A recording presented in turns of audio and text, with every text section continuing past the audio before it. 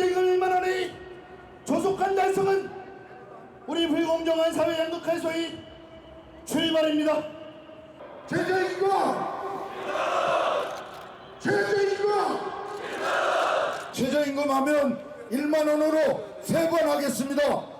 환영해 주신 의미에서 마음 담아 크게 외쳐주시기 바랍니다. 최저임금! 1만원! 최저임금! 1만원! 최저임금!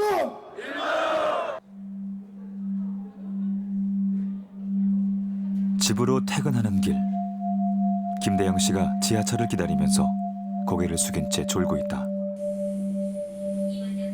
그의 눈꺼풀은 고단하고 무거웠다. 지하철을 타고 가는 동안에도 1시간을 넘게 졸았다. 그는 최저임금을 받는 근로자다.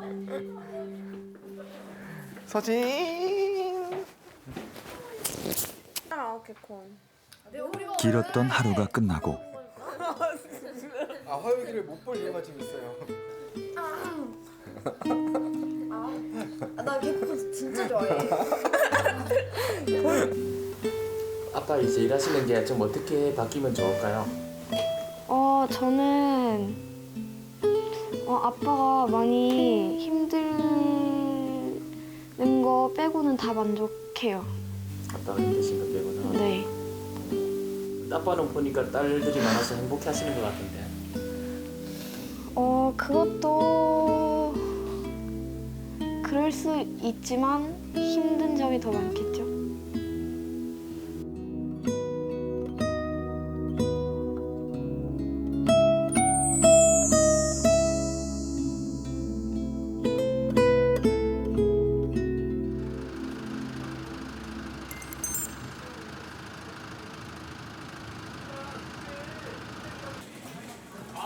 서울 정릉에 위치한 한 마트.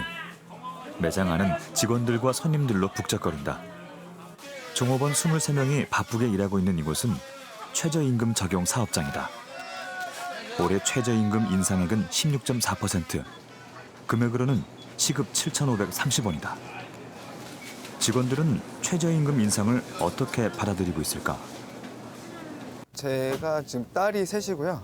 와이프랑 가정생활 잘 열심히 하고 있습니다. 딸 셋입니다.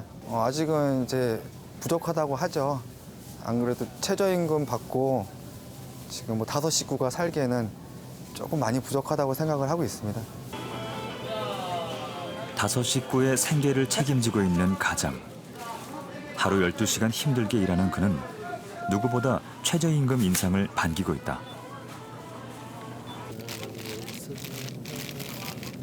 바닥 일을 하며 유통업을 배운 박은호 사장.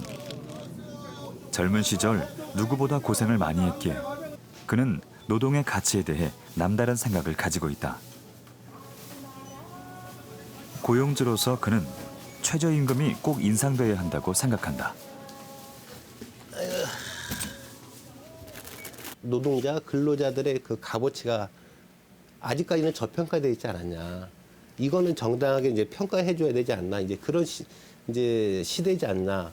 저도 마찬가지고 저희 자식들도 마찬가지고 우리 아들들 2세대, 그러니까 우리 그 자식들이 커가는 과정에서는 분명히 이 노동의 가치는 분명히 좀 지금보다는 많이 고평가 쪽으로 바뀌는 게 맞다고 생각을 해요, 저는. 매장에도 작은 변화가 생겼다. 좀 더 활기가 생기고 직원들의 표정이 한결 밝아졌다.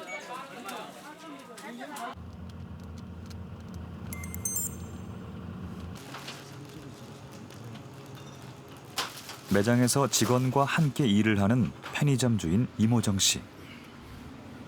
작은 매장이지만 그는 최저임금이 오른 후 부쩍 바빠졌다. 지금 뭐 저 같은 경우는 시간을 줄였어요. 어떻게요? 직원을 일하는 시간을 좀 줄이고 어떤 식으로? 기존에 뭐 8시간 하는 친구를 뭐 5시간이나 6시간으로 줄이고 야간 같은 경우 뭐 2시간 땡기고 뭐 이런 식으로 있죠. 전체적으로 조금씩 시간을 줄이고 그 타임을 모아서 제가 들어간다든지.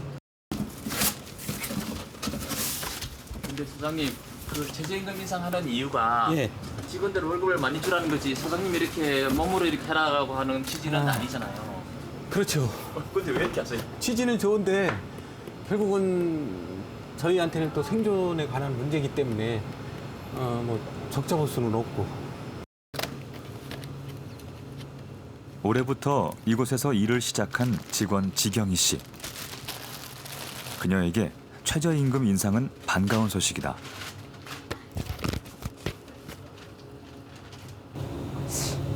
금액대가 오히려 7,000원이 넘어가니까 조금 더 일을 하게 되고 성실하게 되고 뭔가 책임감이 주어지고 그렇게 되는 것 같아요. 이야기 들어보니까 똑같은 최저임금인데 왜 두 분의 생각이 달라요? 사장님은 뭐 힘들다 그러고 직원분은 좋다 그러고 어떻게 해야 돼요? 당연히 좋으시겠죠. 어떻게 해야 돼? 장사가 잘 돼야죠 뭐. 아니 직원이 근데 자부심도 생기고 책임감도 생긴다잖아요. 직원이 열심히 하겠다 그러는데. 그럼 감사하죠 뭐. 열심히 저는 돈 벌어야죠. 하지만 매장 맞은편에는 다른 편의점과 마트가 있다. 경쟁은 점점 치열해지고 프랜차이즈 본사의 지원은 별로 달라진 것이 없는 상황. 최저임금 대폭 인상의 부담은 고스란히 편의점주에게 떨어지고 있다. 갑자기 올라가니까 몸에 이제 거부 반응이 나타나고 또 적응이 안 되는 거죠. 수익이 많이 나야 그만큼 뭐 10% 20%가 올라가야만이 그거 줬을 때 부담이 없는데 매출은 안 오르고 정상금은 제자리인데 오히려 떨어지고 있는데 인건비는 오르지. 줄 수 있는 돈이 없지 않습니까?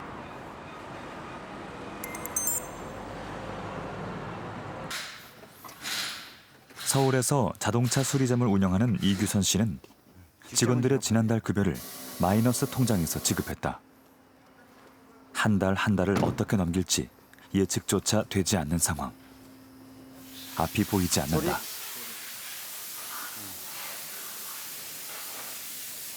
이제 최저임금이 급격히 오른다는 정보가 이제를 듣게 되고 이제 그러다 보니까는 이제 그 하반기에 이제 직원들이 한 명씩 이제 퇴사하는 경우에 이제 신규 채용을 약간 보류를 하고 지켜봐서 올해 작년 말까지 왔었죠. 그래서 이제 지금은 3명이 퇴사를 하반기에 이제 순차적으로 했었고 채용은 1명만 늘렸습니다. 그래서 2명이 이제 좀 줄어든 상태예요. 그는 직원을 줄였고 선택의 여지가 없었다. 최저임금의 대폭 인상으로 임금이 오른 것은 말단 직원만이 아니었다. 전 직원의 임금이 올랐다. 일단 최저임금이 오름으로써 우리 제일 그 신입 인력들, 경력이 짧은 인력들은 기본적으로 올라가는데, 근데 그 직원들의 급여 인상폭이 크다 보니 그 위에 선배, 위에 상급자의 이제 급여 수준에 육박을 하게 되기 때문에 연쇄적으로 최고참 그 우리 팀장님까지 전 직원이 다 연쇄적으로 이제 임금이 전부 다 올려줘야 되는 상황이 돼서 그렇게 할 수밖에 없었습니다. 아주 박하게 이윤을 남기며 서울에서 근근히 자동차 수리점을 운영하는 그에겐 비싼 임대료도 큰 부담이다. 그는 어떻게 해야 할까?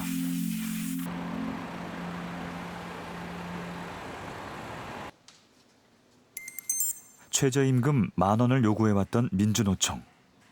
민주노총은 최저임금 대폭 인상에 따른 대책을 가지고 있을까? 영세 기업이나 자영업자에 대한 대책, 획기적인 대책이 필요하다라는 좀 그런 입장이고, 그 획기적인 대책이라는 것은 예를 들면 자영업자가 비용에 있어서 가장 크게 비용 부담이 큰 부분이 예를 들면 임대료입니다. 그러면 임대료를 과연 어떻게 그 비용을 절감시킬 것인가, 이런 대책을 저희들은 정부에 건의를 했고. 서울 경복궁 서쪽에 위치한 서촌마을. 최근 몇 년 새 사람들이 많이 찾으면서 부동산 가격이 크게 오른 지역 중 하나다. 이곳에는 간판은 있지만 가게 문을 닫고 영업을 하지 않는 식당이 있다. 아, 안녕하세요. 예, 잠깐 들어도 될까요? 네, 들어오세요.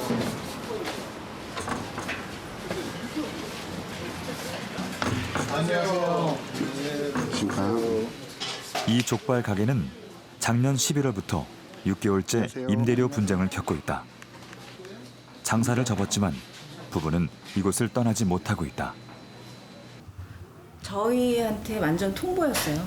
그냥 그 조건을 그 1,200 월세를 낼 수 있으면은 내는 조건에 아니면은 그대로 나가시면 됩니다. 그래서 제가 그랬어요. 그러면 사장님 저희 보고 길거리에 나 앉으라는 소리냐고 그랬더니 그분이 하시는 말씀이 여태까지 여기서 열심히 사셨죠. 그러면 그 돈에 맞는 곳에 가서 지금처럼 또 열심히 사세요. 그 말 한마디였어요, 딱. 그동안 이들 부부가 내던 가게 임대료는 월세 300만 원. 그러나 새 건물주는 월세 1,200만 원을 요구했다. 건물주는 아니다, 이거 현저히 너무 싸게 있는 거다, 니네 여태까지. 그러니까 내가 1,200 받는 게 올바른 거다. 1,200만 원? 예. 그러니까 자기가 1,200 요구한 게 정당한 거다. 그거를 이제 주장하기 위해서 판사한테 이제 소송 중에 신청을 한 거죠. 감정평가 의뢰를. 건물평가 방법이 법원은 이들 부부가 그동안 냈던 임대료가 적절하다고 판단했지만 아무런 도움이 되진 않았다. 여기 건물주가 하신 소리가 있어요. 족발집 가격은 족발집 사장이 정하고 건물 임대료는 건물주가 정한다. 그러니까 건물 임대료는 내 마음대로 정하니까 그거를 내려면 낼 수 있으면 있고 없으면 나가라. 이렇게 얘기를 하더라고요. 계약 기간이 5년 안에 있는 임차인들은 보장을 좀 받을 수 있는 것 같은데 5년이 넘으면 그런 게 없는 것 같더라고요. 저희 같은 경우는 기존의 건물주하고는 아무 문제 없이 지냈거든요. 근데 이제 저희가 이제 6년 차 됐을 때 건물주가 바뀐 거예요, 이게. 어느 날 벼락처럼 다가온 임대료 폭등. 이 작은 터전에서 살아온 지난 시간들이 주마등처럼 스쳐 지나간다. 이제 2시부터 나오는 거죠. 1시나 2시부터 나와서 준비하고 4시부터 이제 영업 시작하는 거죠. 주말에는 쉬시고? 아니요. 쉬는 날 없었어요. 4년까지는 쉬는 날 없이 계속 일했어요. 명절날도 일하고. 1년 내내? 네. 4년 동안? 네. 주방에서 일하고 있다가 끌려나가는 모습이거든요. 이 조끼 입은 사람들이 법원 용역이고요. 여기 뒤에 서 있는 사람들이 집행관이에요. 그리고 여기가 건물주. 이렇게 사선으로 저 주방 조리대가 밑에가 되게 날카로워요. 거기를 붙잡고 끌려나가는 과정에서 이렇게 사선으로 부분 절단된 거고요. 이게 이제 2가지 모습. 근데 새끼손가락이 제일 많이 다친 거예요. 행여 몸이라도 상할까 걱정하는 이웃들을 보며 부부는 철제문을 달았다. 많은 사람들이 드나들지만 누군지 확인이 돼야만 문을 열어준다.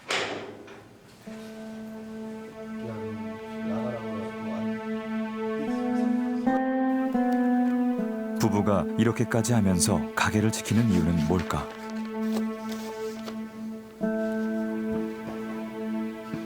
딱 목표는 하나예요. 공간을 지켜내는 거 하나지. 뭐 다른 거를 지금 내가 더 이상 신경 쓰고 뭐 이럴 수 있는 상황은 아니에요. 이 공간을 지켜야 내 삶이 있다. 작년 7월 최저임금의 대폭 인상이 결정된 후 11월에 열린 국회 법사위는 큰 주목을 끌었다. 임차인의 임대료 관련 권리를 5년만 보호해주는 상가 임대차법 개정이 논의되는 자리였기 때문이다. 하지만 이날 법사위에선 임차인의 권리 보호를 5년에서 연장하는 안에 대해 신중히 검토하자는 의견이 나온다. 사유재산권 침해 가능성이 그 이유였다. 이런 의견이 이날 처음 나온 것은 아니다. 1년 전인 2016년에도 법무부 차관은 똑같은 의견을 낸다.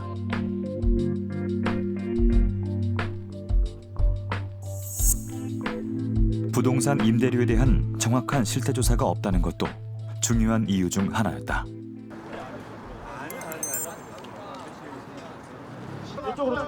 소상공인들이 오랫동안 요구해온 상가 건물 임대차 보호법은 결국 개정되지 않았다. 네, 그럼 기자회견 저희 시작하도록 하겠습니다.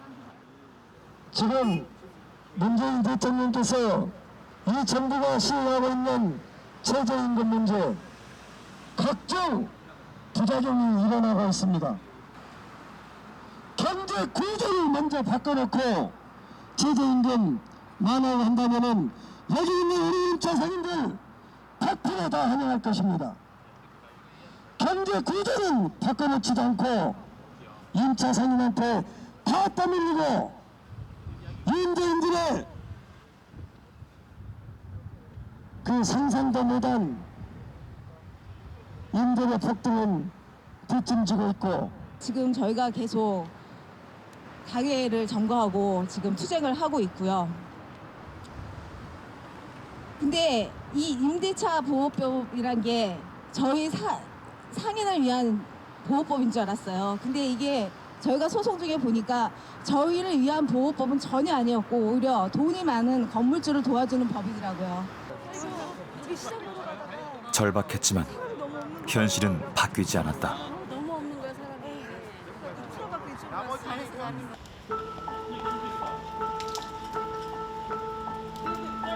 그리고 다가온 최저임금의 대폭 인상. 자영업자와 소상공인들이 이 모든 부담을 고스란히 떠안는 현실을 어떻게 봐야 할까? 최저임금만 받아가지고 이거 가구 예컨대 뭐 3인 가구다. 요즘 3인 가구들이 많으니까 3인 가구 유지할 수 있는 거냐, 아니면 4인 가구 유지할 수 있는 거냐, 그러면 그건 안 되죠, 사실은.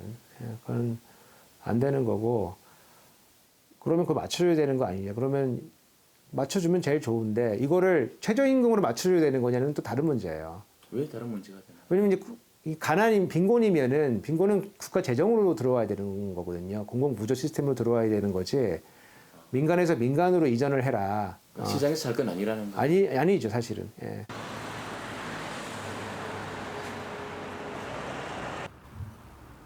지난 세월 10년 넘게 가계소득이 늘지 않으면서 우리 사회에서 최저임금 10,000원을 처음 얘기한 곳은 노동계였다. 문재인 대통령 당시 후보뿐만 아니라 심지어는 자유한국당의 홍준표 후보까지 최저임금 1만 원 공약을 걸었었거든요. 그래서 당연히 뭐 대폭 인상은 거의 기정사실이 되는 분위기였고, 그리고 특히 이제 그 2020년까지 문재인 대통령께서 최저임금 1만 원 실현을 공약으로 내걸었잖아요. 여러 다양한 회의들이 있거든요. 그리고 그 주장에는 노동자들의 어려운 삶이 담겨 있었다. 위원회 회기 동안 최대 지나치게 많이 한쪽으로 지금 편중돼 있잖아요. 소득이나 수익이. 그래서 이제 그거를 바로잡는 데 있어서 일종의 마중물 역할로 이제 최저임금 인상을 저희는 바라보고, 최저임금 인상폭을 결정하는 최저임금위원회. 27명으로 이루어진 위원들 중 공익위원은 9명이다. 김성호 위원은 그중 상임위원을 맡고 있다.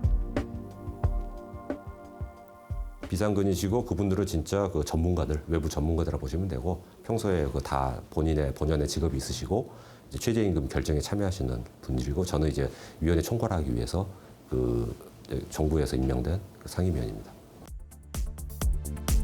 공익위원 9명은 노동부 장관의 제청으로 대통령이 임명한다.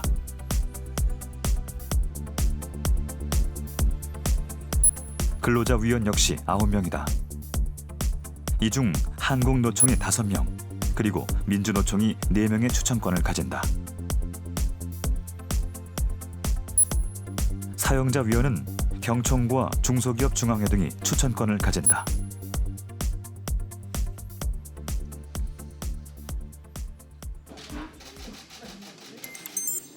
문재인 정부가 아직 출범하지 않았던 작년 4월 최저임금위원회 1차 전원회의가 열렸지만 노동계는 전원 불참했다. 최저임금 인상폭 결정 기간은 90일. 시간이 많지 않았다. 예, 사실상 알려져 있듯이 최저임금이 결정권은 청와대에 있다라도 과언이 아닐 것입니다. 그래서 이 공익위원들은 정부의 입맛에 맞는 사람들을 일방적으로 지명하고 그렇게 해서 이 선정된 공익위원들은 늘 정부나 사용자 편만 들어왔던 것이죠. 민주노총과 함께하는 민중의 꿈 입장 말씀드리겠습니다. 국민들의 절박한 요구를 먼저 생각하신다면 문재인 정부도 2020년 1월 1일부터 최저임금 1만 원 시행을 강조할 것이 아니라 2018년 1월 1일부터 즉각 시행할 수 있도록 나서주시기를 다시 한번 촉구드리고.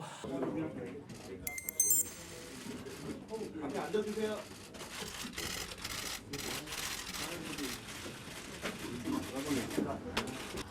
아, 2020년을 2022년까지 2년 임기 기간까지 연장해야 하지 않느냐 하는 건의가 있는 것은 사실입니다. 그렇지만 우리는 최저임금 10,000원을 2020년 당초 공약대로 추진을 하겠습니다. 최저임금위원회 전체 회의 새 정부의 최저임금 10,000원 약속을 다시 확인한 노동계는 최저임금위원회 복귀 기자회견을 열었다. 노동자 의원들의 입장을 밝히는 그런 자리가 되겠습니다. 새 정부의 공약, 집권 여당의 제도 개선 약속이 있는 만큼 2018년 적용 최저임금이 1만 원이 되도록 최선의 노력을 다하고자 한다. 2달이나 늦게 시작된 최저임금위원회의 전원회의. 노동계가 어렵게 복귀했지만 최저임금위원회는 이미 시간에 쫓기게 된다. 가장 시급한 일 중 하나는 최저임금 현장을 방문 조사하는 일이었다. 우리나라 최저임금법에 현장 방문 조사는 어떻게 이루어졌을까? 어떤 결정하는 데 있어서의 기준으로. 또 어디 갔습니까? 그리고는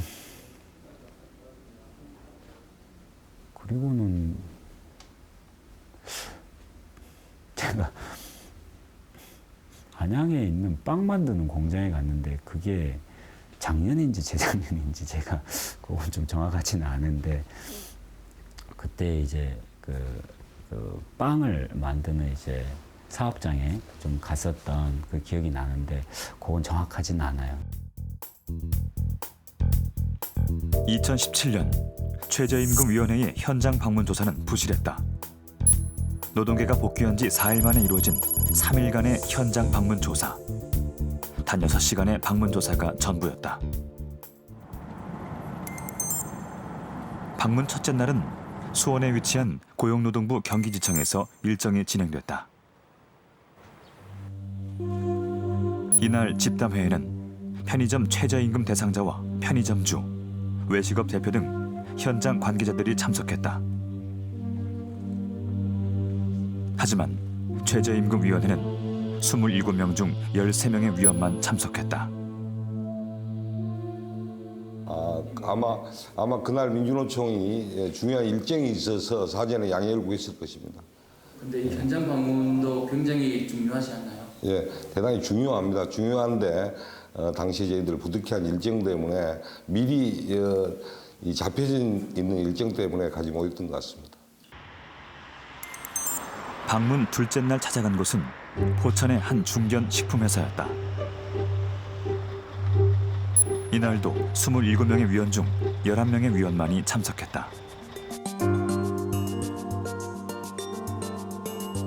최저임금 현장을 방문 조사하는 것은 최저임금 영향을 가장 많이 받는 현장의 고용주와 노동자들이 어떤 생각들을 가지고 있는지, 그리고 실물 체감 경기는 어떤지를 확인할 수 있는 중요한 일정이었다.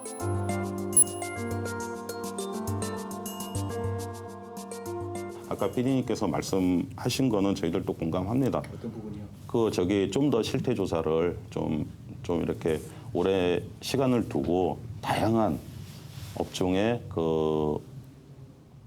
오너들이나 현장 노동자들을 만나보고 충분한 최저임금이 올라야 되는 또 오르면 안 된다. 그거에 대한 여러 다양한 목소리를 들어봤어야 됐는데 그 시간이 부족한 부분에 대해서 그리고 저희들이 1차, 2차 안 들어간 거에 대해서는 저희 노동계 위원들이 충분히 반성을 하고 있습니다.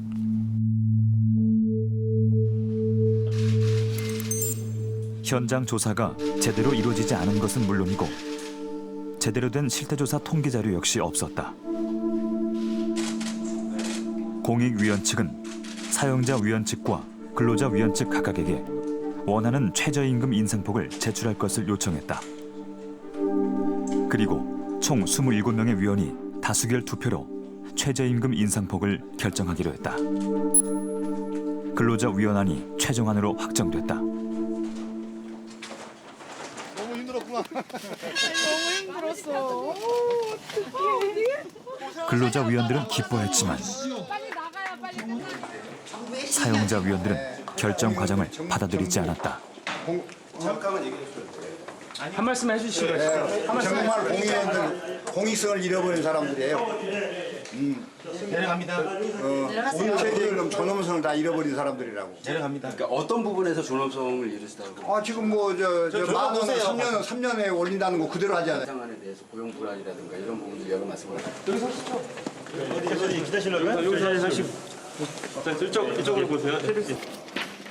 이에 우리 중소기업 소상공인 사용자위원회는 현재와 같은 무의미한 최저임금위원회는 해산이 되어야 되고 앞으로 저희 소상공인 연합회에서는 최저임금위원회 어떤 대표 추천을 안 할 것입니다. 지금 현재 이 상황에서 저희는 모두 사퇴를 해체해야 된다고 생각합니다.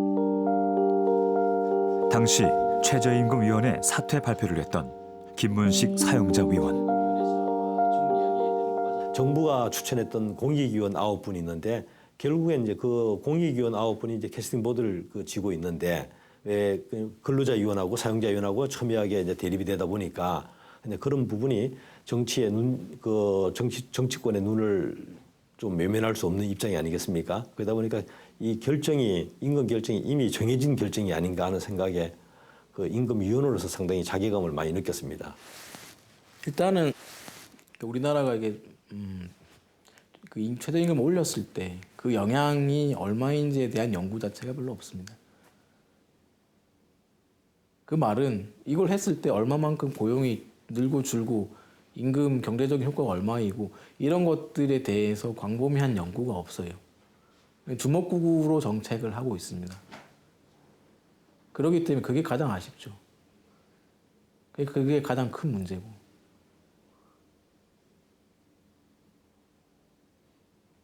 정책에 대한 분석 자체가 없습니다. 말이 안 되는데 그렇습니다. 세계적으로 물가가 비싼 도시 런던에 최근 새로운 흐름이 생겼다. 최저임금을 받고 일하는 노동자들이 실제 먹고 살 수 있도록 실제 생활임금을 주자는 주장들이 생겨난 것이다. 독특한 향미로 인기를 끄는 이 커피 전문점도 실제 생활임금을 주는 곳이다. 그동안 임금이 너무 낮아 직원들이 종종 일을 그만두게 되자 커피점 사장은 실제 생활임금을 지급하기로 마음을 바꿨다. Because staff can't afford to live in a city like London on a minimum wage that's too low to live on. So we elected to go for the higher wage to try and stop that turnover of staff. And we want staff that are happy. We don't want staff that are miserable because they can't afford to live. 1시간당 10파운드, 우리 돈 약 15,000원의 시급을 지급한 후 모든 것이 나아졌다. 직원들은 일을 그만두지 않았고 직원들과의 관계도 좋아졌다. 영국의 노동조합 연맹과 실제 생활임금 재단이 함께 벌여나가는 이 운동에 자발적으로 참여하는 기업들도 늘고 있다. 버버리, 이케아 같은 큰 기업들과 은행 등 다양한 업체들이 참여하면서 참여 업체 수는 3,000이 넘는다.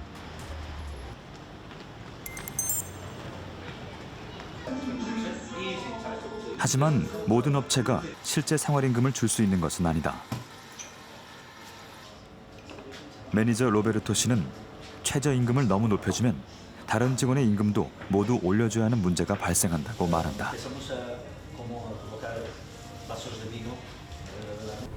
Would be a lot of failures. a lot of business would be going down, no doubt, because it's, for example, ourselves in here, no, we could not comport that, definitely not. 영국 사회 역시 최저임금을 둘러싸고 우리나라처럼 서로의 입장이 다르다. 하지만 우리나라와 같은 최저임금 갈등을 겪고 있지 않다. 영국의 저임금위원회는 최저임금을 어떻게 결정할까? 저임금위원회의 의장은 250페이지에 이르는 보고서 하나를 보여주었다. This is the book which is produced annually, which contains the evidence that we've accumulated over the year about what sort of recommendation we should make for the minimum wage. 저임금위원회가 발간한 보고서. 영국의 저임금위원회는 2020년까지 사회 중간소득의 60%로 최저임금을 올리는 것이 목표라고 밝히고 있다. 그리고 여기엔 두 가지의 전제 조건이 있다. 첫 번째는 경제 성장에 해가 되지 않아야 하며, 두 번째는 최저임금 인상이 고용에 나쁜 영향을 미쳐서는 안 된다는 것이다. And so far, I must say, the minimum wage has gone up a lot since we started this, which is a long time ago, 1999, but it has more than doubled. And unemployment is at an all-time low, well, 40-year low anyway, in Britain.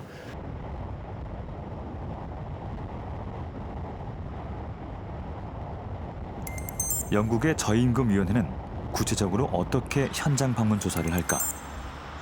우리는 저임금위원회가 방문한 켄트 지역 업체들을 찾아갔다. 첫 번째 방문지는 한 호텔.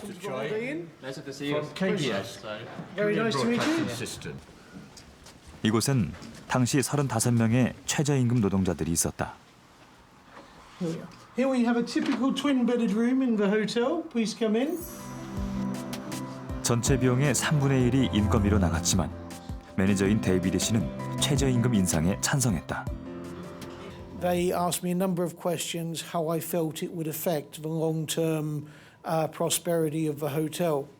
My view was that hotels, businesses in general, have to accept a reasonable payment of staff. 그는 1시간에 걸친 저임금위원회와의 만남을 생생하게 기억하고 있다. I really admired the fact they came out and wanted to know how we, the middle management, felt about the plans they were putting in situation. 저임금위원회가 두 번째로 방문한 곳은 해안가에 위치한 다른 호텔. 고풍스러운 분위기를 강조하는 이 호텔은 지난 7년간 경기가 좋은 편이었다. 하지만 매니저인 저스틴 씨는 최저임금 인상을 재앙적이라고 저임금위원회에 말했다. 전체 비용의 50%를 차지하는 겨울철 인건비를 감당할 수 없다는 게 큰 이유였다. So I do think that they've listened because the proposed figures and what they've published are not the same. The proposed figures that were put to me before the meeting with the Low Pay Commission and Thanet and East Kent Chamber of Commerce were a lot higher. So I think that they have taken on board what the local small businessman has had to say, how it's affected their business. 저임금위원회가 끝으로 방문한 곳은 세탁소였다. 이곳에 고용된 직원은 51명. Good afternoon. Welcome to K Laundry. 직원의 90%가 저임금위원회의 결정에 영향을 받는다. 클리브 씨는 저임금위원회와 30분 정도 얘기를 하고 직원들의 일하는 모습을 보여주었다. 그는 직원들의 근무 시간을 줄이지 않고 기계를 도입해서 생산성을 높였다. 최저임금 인상으로 일주일에 1,000파운드나 더 돈이 들어가지만 그는 저임금위원회를 믿고 있다. What the Low Pay Commission's job, as I would see it, is to give an increase that's realistic. And my faith is still with them that they are doing their job.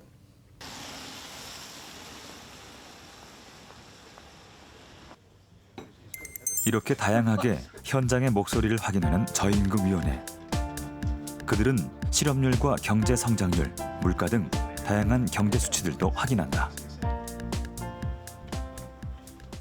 Why is that so important to get, have that sort of, a study or evidence generated? Well, I think if you go through this sort of effort and a lot of consultation and do a lot of objective research, then you can persuade people that the number you're putting forward is justifiable and is evidence-based.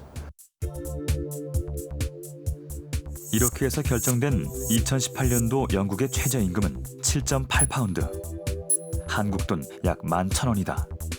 인상률은 4.7%. 하지만 이렇게 결정된 최저임금도 생활하기에는 충분하지 않을 수 있다. 미용실에서 일하는 26살의 크리스는 2명의 아이를 키우는 미혼모다. 그녀는 1시간 약 11,000원의 최저임금 시급을 받으며 일한다. 힘들 상황이지만 크리스의 표정은 어둡지 않다. 퇴근 시간이 되면 그녀는 맡겼던 아이들을 데리러 간다. 런던 교회에 자리한 크리스의 집. Stop. No. 아이들을 재워야 하루 일과가 끝난다.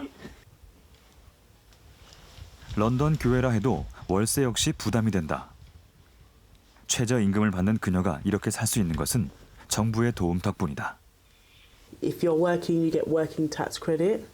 That will be, the working tax is £30 a week, and the child tax credit is, I believe, £80 because there's two children. 근로소득 장려 제도는 일하는 저임금 노동자에게 정부가 직접적으로 소득을 지원해주는 제도다. 크리스 같은 저임금 노동자들은 최저임금 외에 또 다른 고정 수입원을 가지게 된다. How about the amount you get paid? Do you think it's a right amount for the work you do? Yeah, because where I've worked in other salons on minimum wage, it's been lower than this, so I think it's quite reasonable for what I do and for what I'm still an assistant. I'm not there yet, so I think it's reasonable. 경제적인 근거를 가지고 결정되는 최저임금, 그리고 사회적 약자를 직접 지원해주는 정부의 복지 정책으로 영국은 최저임금 갈등이 적은 사회가 되고 있다. 영국의 노동계도 최저임금 결정액을 받아들인다. So the Low Pay Commission has always agreed a figure. It's never gone away and had two separate reports. We will always give it one or two cheers, I think, then. As we say in Britain, 3 cheers for something great. 새벽 5시에 서울 가락시장. 박은호 사장이 마트에 가져가서 판매할 농산물을 고르고 있다. 요즘 이게 창녕가도 마찬가지야. 이게 창녕가잖아요.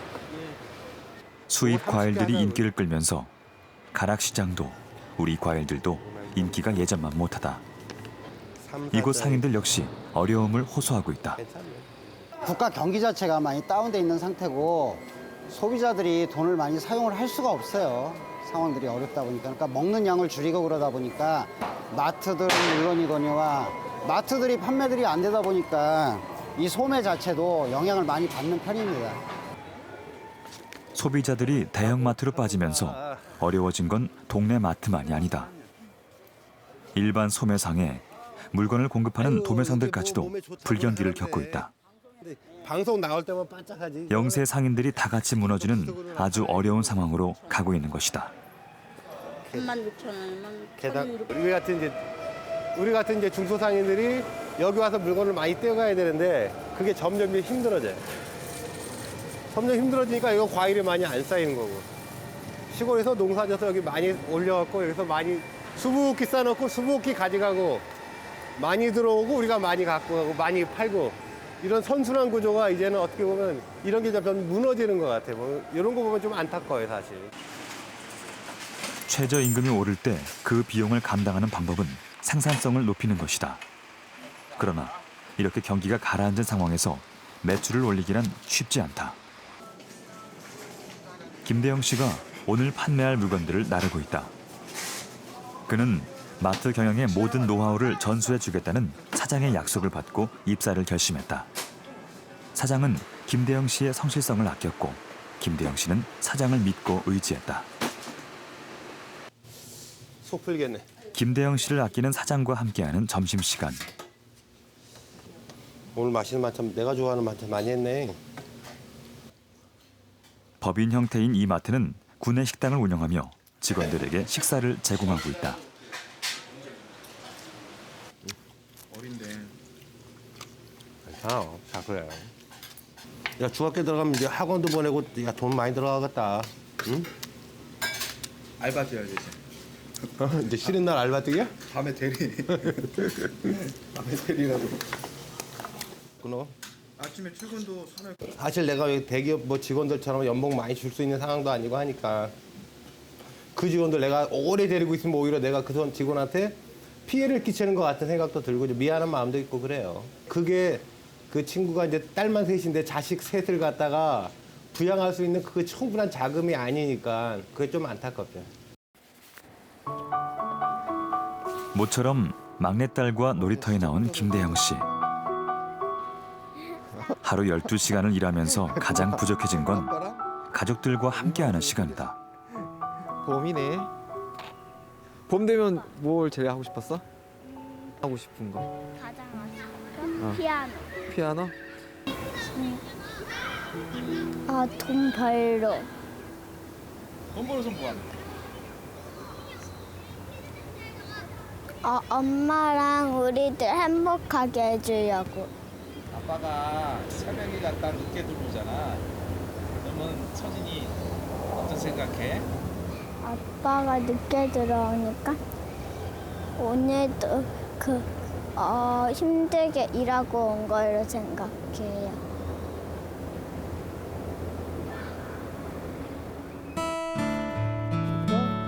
아홉 살 서진이가 원하는 건 오늘처럼 이렇게 아빠와 노는 것이다. 일만 하는 아빠는 어린 딸에게 한없이 미안하다.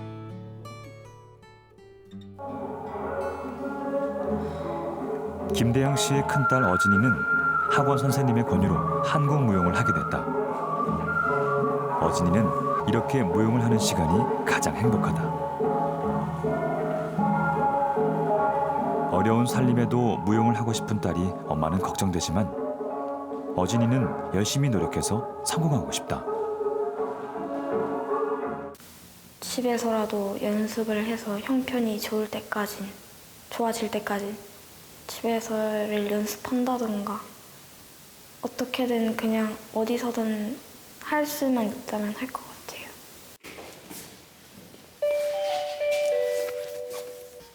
아이들이 자라면서 시간이 생긴 어진이 엄마는 아르바이트를 해서 아이들의 학원비를 벌고 있다. 그저 남들 하는 만큼은 해주고 싶은 것이 엄마의 마음이다. 여자로서 아르바이트 이거 조금 한다고 해서 아이들 교육비가 얼마나 감당이 되겠냐고. 그런데 그 멀리까지 생각하고 그런 계획까지 하기에는 제가 지금 당장 너무 급하기도 하고 아이들은 계속 커가 나가고 지금 현재가 또 저한테는 중요하기 때문에 저는 그냥 하루하루를 열심히 살 뿐이에요. 이른 아침의 출근길, 서둘러 지하철로 향한다.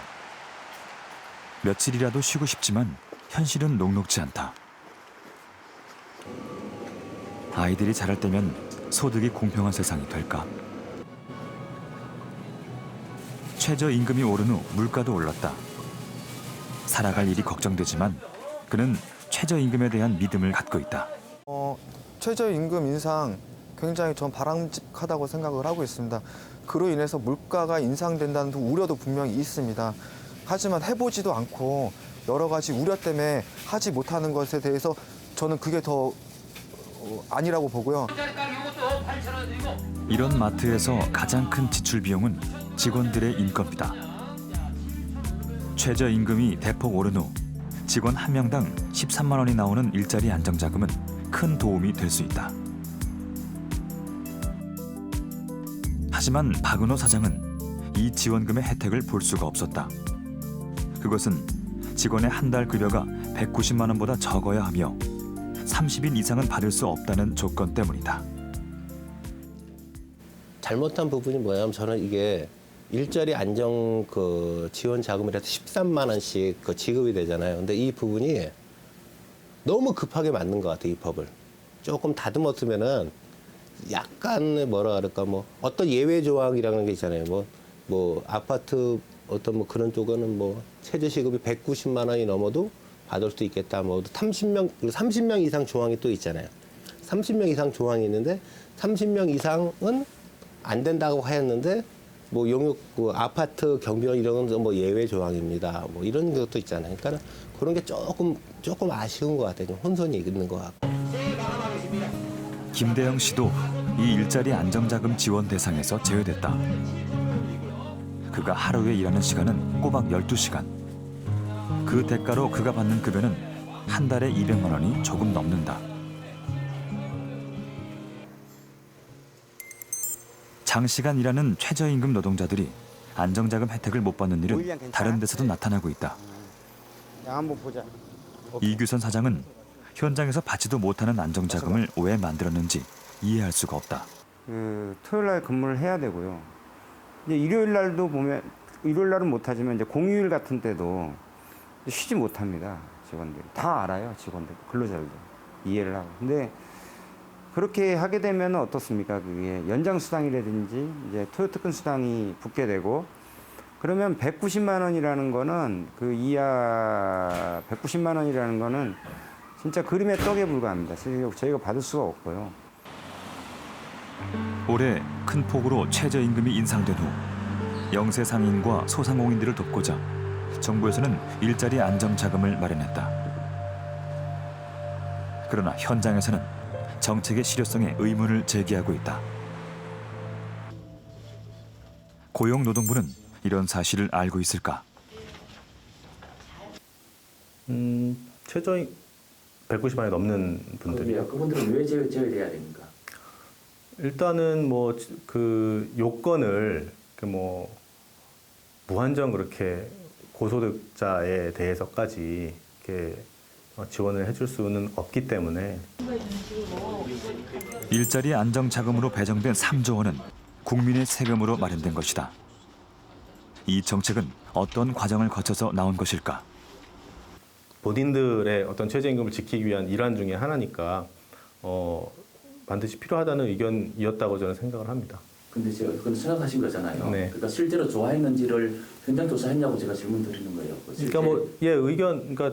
그러니까 직접적인 조사는 안 했지만 아까 말씀드린 계속 이제 의견을 많이 관련 협회나 많이 들어봤는데 당연히 노동자들도 이런 그 정책들이 필요하다는 그런 의견이었습니다.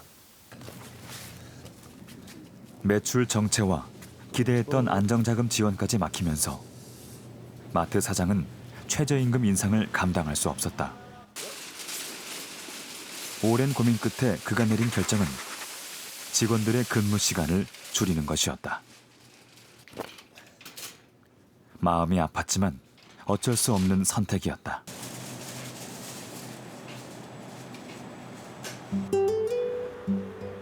그리고 그 속엔 김대영 씨도 포함돼 있었다. 간밤에 뒤척이다 잠을 설쳤던 김대영 씨. 길었던 노동의 하루가 끝나자 지하철에서 걷잡을 수 없는 잠이 쏟아진다. 지하철을 갈아타고 나서도 그는 내내 졸았다. 어쩌면 이 시간이 그의 유일한 휴식 시간일지도 모른다.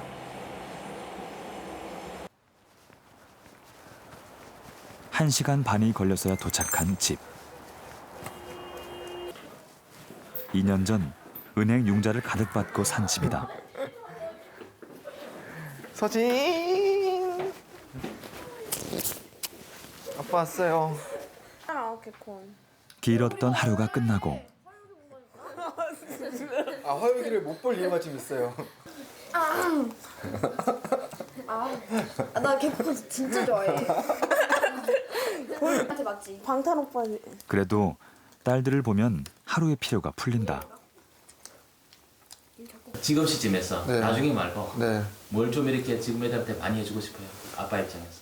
글쎄요, 이 친구들은 잘 모르겠어요. 저는 여행을 다니고 싶어요. 친구들이랑. 이게 저희 딸 가족끼리 여행을 좀 갔으면 좋겠어요. 우리 5 식구가 어디 한번 여행을 나가려고 하면 실질적으로 경비가 만만치 않더라고요. 그냥 뭐 1박 2일만 가더라도 숙박비는 물론이고 아이들 아직 비행기도 한번 안 타봤거든요. 최저임금 인상을 기대했던 그의 아내는 월급 명세서를 꺼내놓았다. 지난 12월과 1월 2달의 월급 명세서. 달라진 건 없었다. 12월과 1월의 월급 금액 차이는 1,700원. 올해 대폭 올랐던 최저임금 인상은 이들의 수입에 아무런 변화도 주지 못했다. 쉬는 거 생각하지 못하고 그냥 최저임금 올라간다는 10,000원대 뭐 이렇게 얘기하니까 급여가 올라가는 건 줄 알았죠. 아빠가 뭔가 매력이 있을 텐데 아빠가 어디가 제일 좋아요? 그 어진이는. 저는요? 아빠가 어디가 좋아? 아빠요? 아빠 어디 좋아? 그 어디가 좋을 거야? 겉으로 보는 것보단 아빠는 그냥 아무리 그래도 딴 사람한테는 잘 안 해줘도 저희들한테는 다 잘 해주니까 그게 제일 좋은 것 같아요. 아빠 이제 일하시는 게 좀 어떻게 바뀌면 좋을까요? 저는 아빠가 많이 힘드는 거 빼고는 다 만족해요. 아빠가 힘드신 거 빼고는? 네. 근데 아빠는 보니까 딸들이 많아서 행복해 하시는 것 같은데. 그것도 그럴 수 있지만 힘든 점이 더 많겠죠.